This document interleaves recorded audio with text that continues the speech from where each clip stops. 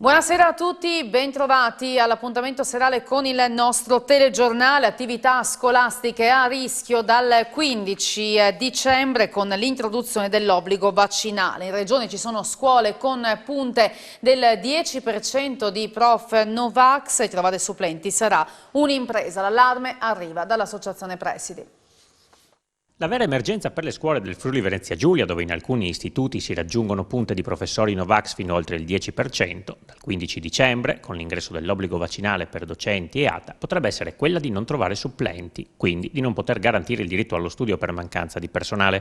È quanto emerso dal confronto tra i dirigenti scolastici della Regione, riunitisi oggi a Sesto Arreghina, alla presenza del presidente della ANP, Antonello Giannelli. Nel mondo della scuola il personale è molto vaccinato, dovremmo essere attorno a un 95% già di vaccinati e quindi c'è un 5% di non vaccinati e c'è una parte di persone che non si possono vaccinare, quindi quelli che effettivamente non si vogliono vaccinare credo che assommino al 2-3%, probabilmente in questa regione ce n'è un po' di più, però c'è poco da fare, ripeto, le leggi si rispettano e l'obbligo deve valere per tutti. La situazione in Friuli Venezia Giulia è decisamente più complicata e i presidi, che oggi hanno discusso anche dei tracciamenti sul fronte tamponi e della DAD, sono preoccupati. Da un sondaggio che abbiamo fatto informalmente tra i nostri iscritti risulta che un 5-6% del personale delle scuole sia ancora personale non vaccinato. Questo ovviamente comporterà dei problemi. Se il personale non si vaccina viene sospeso dal servizio e naturalmente bisognerà ricorrere a dei supplenti, cosa non semplice perché sappiamo che già in questo momento abbiamo difficoltà a reperire personale tra il personale docente e la cosa si fa ancora più difficile se pensiamo al personale amministrativo che ha delle competenze specifiche sugli argomenti insomma, che deve trattare.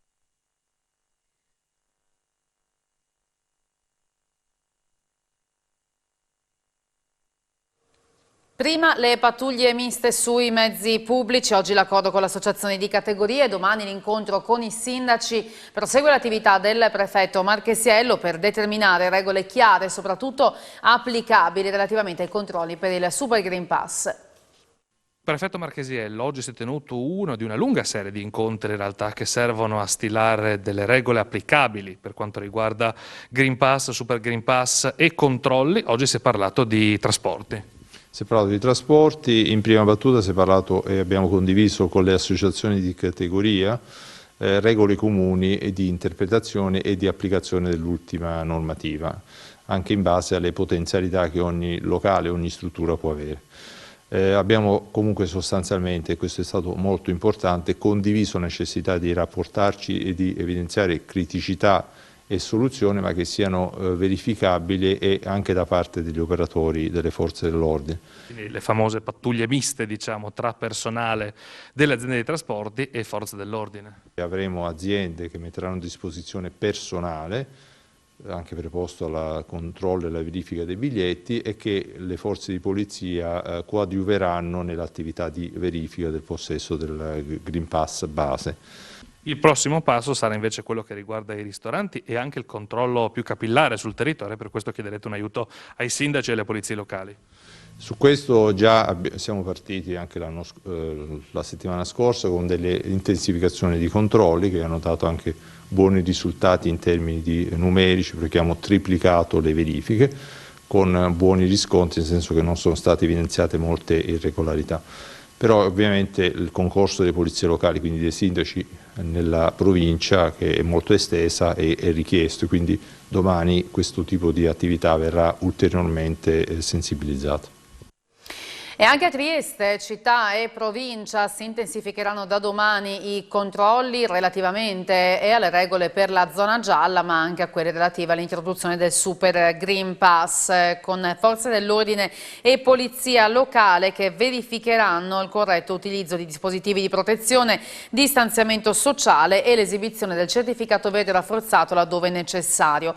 Sul tema, questa mattina si è tenuto il nuovo tavolo del Comitato Provinciale per l'Ordine e Sicurezza Pubblica. Le misure vedranno la divisione del territorio in zone, ognuna delle quali di competenza di ciascuna forza di polizia territoriale della polizia locale, e un particolare rafforzamento dei controlli in alcune fasce orarie e nella zona di maggiore aggregazione. Per agevolare il lavoro di tutti, il prefetto di Trieste ha chiesto ai rappresentanti di categoria la massima collaborazione.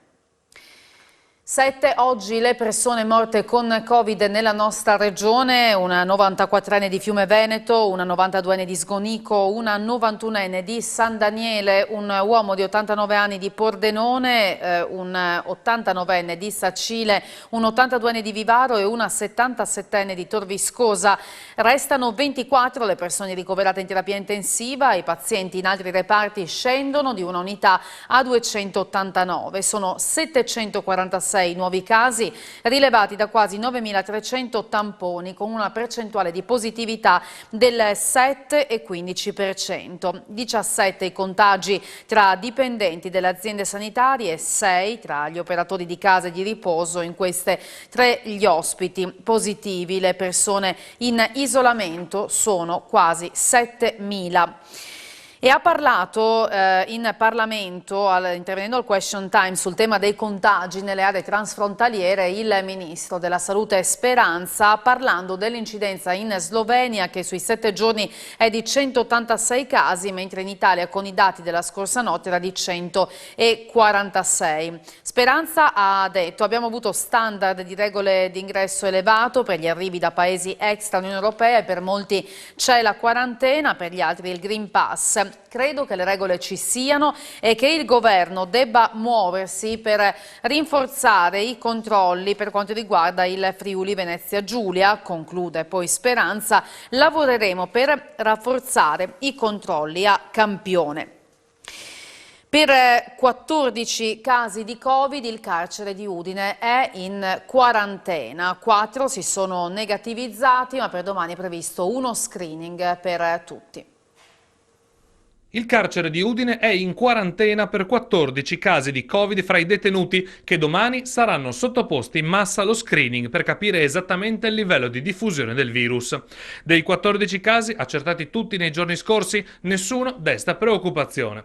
4 dei detenuti infettati dal virus sono diventati negativi nelle ultime ore.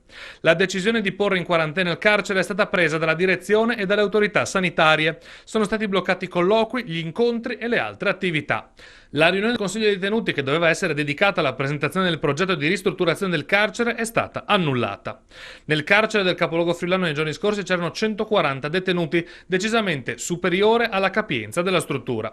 Il loro numero ora è sceso. In una lettera il garante dei detenuti Franco Corleone ha invitato i detenuti a vaccinarsi. Ho parlato con la magistratura di sorveglianza, ha scritto Corleone, sollecitando decisioni per la concessione di misure alternative. Mi auguro, ha concluso Corleone, che per Natale si possa festeggiare la fine di questo incubo e riprendere gli incontri del Consiglio dei detenuti. Boom di prenotazioni per il vaccino nella nostra regione per il mese di dicembre, sono già 346.000, lo ha fatto sapere poco fa il vicepresidente della regione Riccardi, precisando che queste prenotazioni sono avvenute precedentemente alla definizione delle categorie prioritarie da parte del governo e si compongono di 116.000 persone che rientrano nelle priorità, quindi fragili, sanitari, insegnanti e forze dell'ordine, e di altre 230.000 che si erano prenotate come previsto dalle progressive aperture ad altre fasce d'età. Riccardi si è poi soffermato sulle attuali criticità relative alle prenotazioni, spiegando che il problema è che l'amministrazione sta riservando per il mese di dicembre degli slot alle 87.000 persone prioritarie che non si sono ancora prenotate. Questi 87.000, ha puntualizzato Riccardi, aggiungendosi ai 346.000 disponibili, fanno più o meno il numero dei vaccini a disposizione per dicembre, quindi Tutte le altre persone che non rientrano tra i prioritari ma fanno parte delle altre categorie hanno la possibilità di prenotarsi per il vaccino da gennaio. A questo riguardo va sottolineato che comunque tutto dipende dal flusso delle dosi che al momento non è ancora noto. Riccardi ha ricordato che il richiamo viene eseguito con qualsiasi vaccino a mRNA e quindi nella fattispecie con Moderna, che attualmente ha concluso quello che sta nelle disponibilità del sistema sanitario regionale. Omicidio per droga a Mortegliano, il processo in Corte d'Assise è alle battute finali. La sentenza è attesa in tarda serata. 18 e 15 anni di reclusione per una rapina finita male. Li ha chiesti il PM di Udine, Elena Torresin, al termine della requisitoria nel processo in Corte d'Assise per la morte nel giugno 2020 di Ramani Zazzai. Gli imputati sono Raimondo Raiola e Jorge Wilfredo Martinez. Per i due, la pubblica accusa ha chiesto la condanna per omicidio volontario e concorso in omicidio volontario. Forte anche la richiesta di risarcimento dell'avvocato Martino Benzoni, rappresentante della famiglia Zazzai, oltre 1.400.000 euro. Raiola e Martinez, esordito Torresin, non sono delinquenti, sono finiti in una cosa più grande di loro.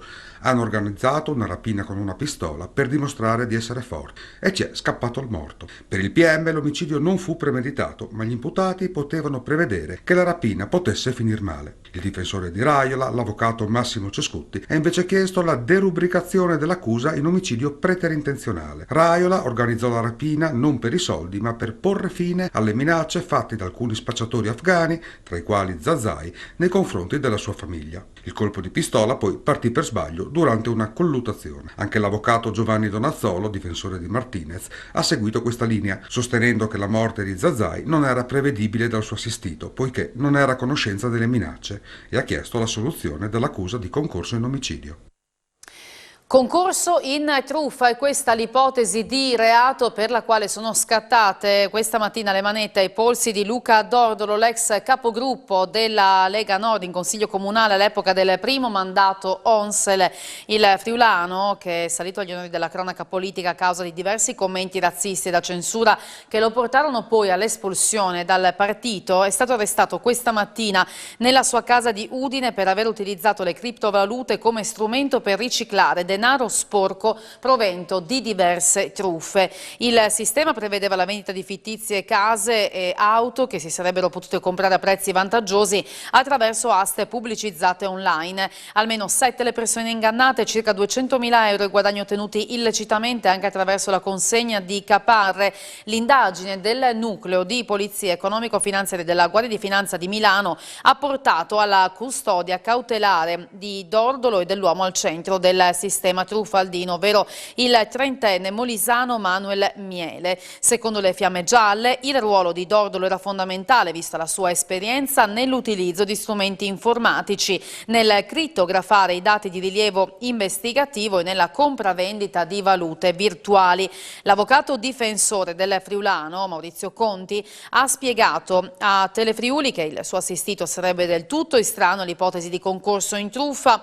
Presenteremo richiesta al riesame del Tribunale di Milano, ci ha detto, e confidiamo che l'estraneità del mio cliente sia chiarita in breve tempo. L'ex leghista si trova ora appunto in custodia cautelare nel carcere di Treviso. Nel blitz di ieri dei Carabinieri del ROS, che ha portato all'arresto di 39 persone legate alla nuova mala del Brenta, c'è anche una donna pordenonese. C'è anche una 32enne pordenonese, Melissa Stefanuto, domiciliata a Padova, tra le 39 persone arrestate dopo il blitz dei Carabinieri del ROS ai danni di ex componenti della banda del Brenta, che con metodi mafiosi cercavano di ricostruire l'ex gruppo criminale, all'epoca guidato da Felice Maniero, per il controllo del territorio. La donna friulana, finita in carcere, uno dei pochi casi al femminile della banda, assieme al compagno era già nota alle forze dell'ordine per traffico di stupefacenti. L'indagine è diretta dalla Procura della Repubblica, Direzione Distrettuale Antimafia e Antiterrorismo di Venezia. Il gruppo gruppo, reclutando nuove leve, tra cui un imprenditore del trasporto turistico lagunare, è accusato di aver strutturato una pericolosa associazione per delinquere, aggravata dall'essere armata e composta da più di 10 associati, capace di condurre azioni efferate, tipiche dell'agire mafioso. Le attività delittuose che sarebbero state realizzate dall'organizzazione negli ultimi anni avrebbero interessato principalmente le estorsioni, lo smercio di stupefacenti, rapine e tentate rapine, con l'impiego di armi da fuoco, condotte nei confronti di privati, attività commerciali, e alcune delle quali hanno portato nelle casse delle organizzazioni considerevoli introiti. Nel corso delle indagini sono stati effettuati anche 6 arresti in flagranza, 3 denunce a piede libero, nonché il sequestro di 2 pistole semiautomatiche complete di munizioni, 3 ordigni esplosivi radiocomandati ad alto potenziale e cocaina. Previsto anche un provvedimento di sequestro di beni mobili e immobili per un valore complessivo superiore al €1.000.000. Incidente mortale nel pomeriggio in autostrada, c'è stato un tamponamento che ha coinvolto 3 mezzi pesanti, questo poco dopo le 16:30 in A4 tra San Stino di Livenza e il nodo di Portogruaro in direzione Trieste. Il conducente di uno dei 3 autoarticolati è morto e nel primo pomeriggio nello stesso tratto si era verificato un altro incidente che aveva coinvolto un'auto e un mezzo pesante, incidente che era stato risolto alle 14:30. Un malore fatale per un pescatore 58enne di Duino che ieri non si era presentato al lavoro, mettendo dunque in allarme i colleghi che lo hanno cercato, ed è stato trovato senza vita nella sua abitazione, colto con ogni probabilità da un infarto. La responsabilità del sequestro, della tortura e dell'uccisione di Giulio Regeni grava direttamente sugli apparati di sicurezza della Repubblica Araba d'Egitto e in particolare su ufficiali della National Security Agency, come ricostruito dalle indagini condotte dalla Procura della Repubblica di Roma. Lo afferma la relazione realizzata dalla Commissione parlamentare d'inchiesta sulla morte di Regeni, presieduta da Erasmo Palazzotto, documento che è stato approvato all'unanimità dall'organo, e nella relazione si afferma che i responsabili dell'assassinio di Regeni sono al Cairo, all'interno degli apparati di sicurezza e probabilmente anche all'interno delle istituzioni. Finora, aggiunge la Commissione, l'Italia ha legittimamente seguito la via della cooperazione giudiziaria ed è bene che insista nonostante il sempre più chiaro boicottaggio egiziano, ma a livello politico, chiude, è giunta l'ora di richiamare l'Egitto alle sue responsabilità in quanto Stato, responsabilità che sono molto evidenti. Focolaio di aviaria in un allevamento di polli a Fagagna, isolato il capannone, 13.000 capi saranno abbattuti. Focolaio di aviaria del sottotipo virulento H5N1 nell'allevamento di polli Nardone di Fagagna. È stato scoperto a seguito degli esami eseguiti dall'Istituto Zooprofilattico delle Tre Venezie a seguito dell'esame di alcune carcasse di animali morti nel fine settimana. Un furto di gasolio ha bloccato infatti l'impianto di areazione e 15.000 animali sono morti. I test di prassi eseguiti sui polli deceduti asfissiati hanno portato alla scoperta di fatto casuale dell'aviaria. Attualmente il capannone è stato messo sotto sequestro, non ci deve essere nessuna movimentazione di persone, di animali né di mezzi, e stiamo attendendo la ditta preposta per l'abbattimento e la distruzione. Attualmente sono presenti ancora 13.000 capi circa e quindi saranno quelli che dovranno essere abbattuti e distrutti. La pericolosità è massima per quanto concerne gli animali, soprattutto i volatili, e quindi tutti quanti gli allevamenti che abbiamo noi di polli, tacchini, ovaiole, incubatoi, tant'è che è stata già predisposta una zona di protezione e una zona di sorveglianza per un totale di 10 km, all'interno delle quali tutti gli allevamenti presenti verranno campionati per la ricerca dell'influenza aviaria. Prima facciamo eliminare il focolaio e prima si abbasseranno un attimino quelle che sono le misure di protezione. Va da sé che comunque i campionamenti andranno avanti come minimo per una quindicina di giorni. Ricordiamo che non c'è comunque pericolo per l'uomo. No, assolutamente, questo cibo virale non è assolutamente pericoloso per l'uomo.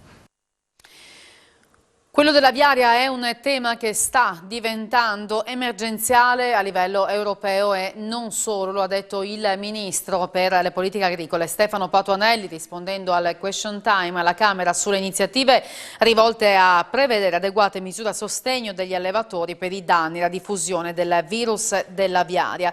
Visto l'aggravarsi dell'epidemia di aviaria su parte del territorio nazionale, ha aggiunto Patuanelli, stiamo predisponendo un programma di sostegno economici al al comparto avicolo, sul quale chiederemo l'attivazione del cofinanziamento dell'Unione Europea. Le misure da attivare saranno definite nei prossimi giorni e il Ministro ha fatto anche sapere che sono stati avviati contatti con il Ministero dell'Economia e Finanze per l'attivazione del cofinanziamento nazionale per rendere operativo il programma di interventi, e le misure da attivare saranno definite nei prossimi giorni. La Polizia Locale di Pordenone ha passato in rassegna tutte le bancarelle del mercato cittadino per controllare il Green Pass agli ambulanti, rilevando 2 irregolarità. Uno di loro si è spacciato per diplomatico, ma è stato sanzionato e allontanato.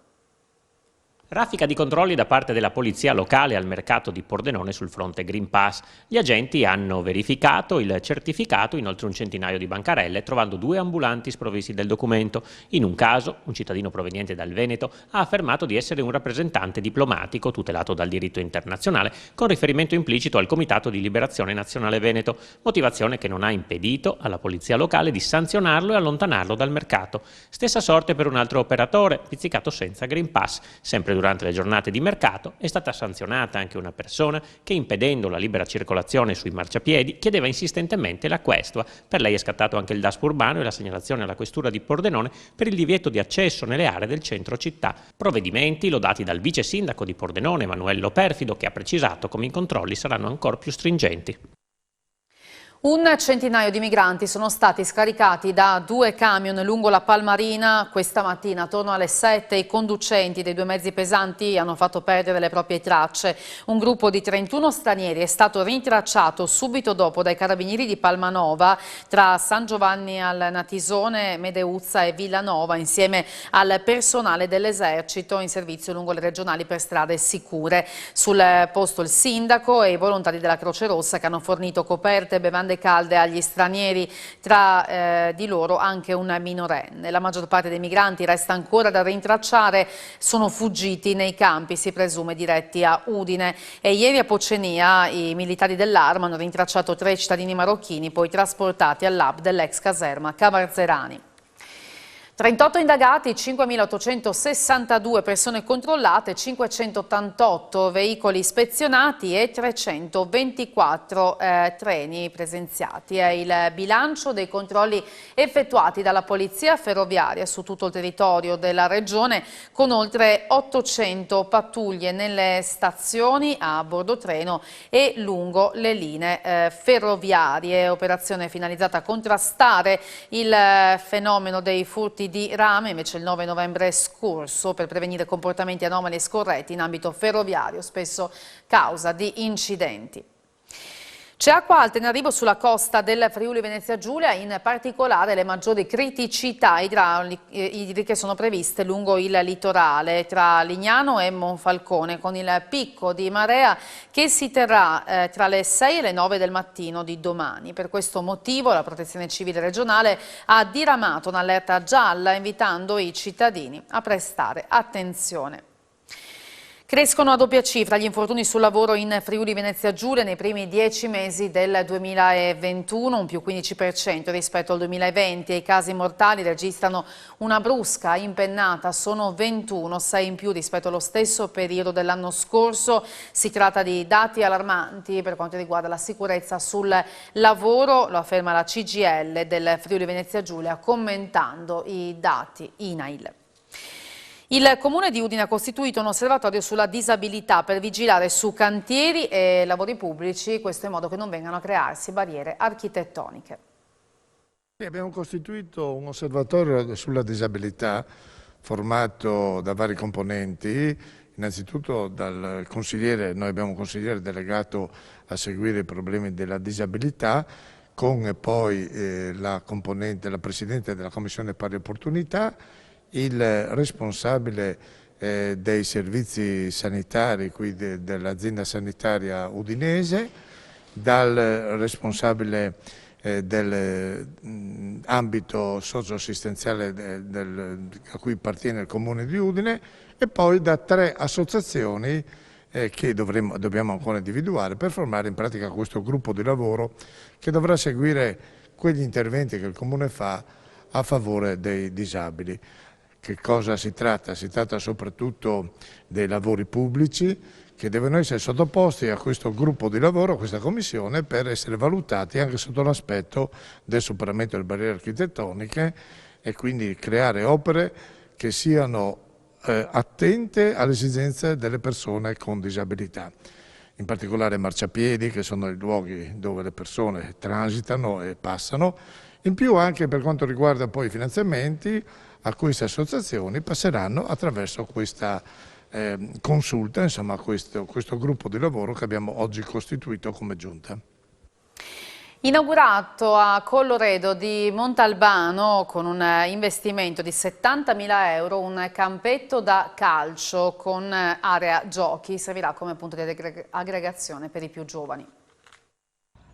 Un impegno preso in campagna elettorale è mantenuto. Ora Colloredo di Monte Albano ha un punto di aggregazione dedicato a bambini e ragazzi. Sorge nel capoluogo accanto al polo scolastico. Un campetto da calcio, delle altalene, tavoli e panchine. Siamo riusciti a farlo. I tempi sono stati un po' lunghi, però sicuramente spero che siano contenti sia i ragazzini, perché mancava un campetto di sfogo e tutto, anche quelli che vorranno andare a fare merenda, a trovarsi assieme. Questo è il primo tassello. Fra qualche mese inizieremo a concludere l'opera, che serviva veramente a Colloredo un punto nel capoluogo di Colloredo di aggregazione. Questo è il primo tassello. È stato fatto uno sforzo dall'amministrazione comunale con un avanzo di 70.000 euro, ho voluto farlo insieme alla mia giunta, siamo riusciti alla realizzazione e credo che le piccole cose sono quelle più fondamentali per un grande comune come Colloredo di Montalbano.